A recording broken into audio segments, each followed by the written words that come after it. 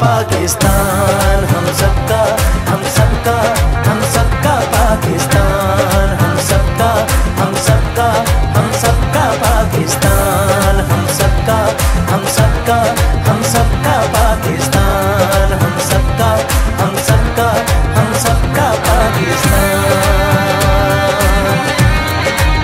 हम सबका पाकिस्तान, प्यारा पाकिस्तान। हम 14 अगस्त के मौके पे हमारे रूहानी रहबर मखदूम शाह हुसैन कुरैशी साहब को खराज तज़ीम पेश करते हैं और मुबारकबाद पेश करते हैं। उन्होंने काफ़ी मेहनत की पाकिस्तान के लिए। हमारे प्राइम मिनिस्टर इमरान खान साहब को मुबारकबाद पेश करते हैं। पूरे पाकिस्तान की जितनी भी आवाम है उसको मुबारकबाद पेश करते हैं।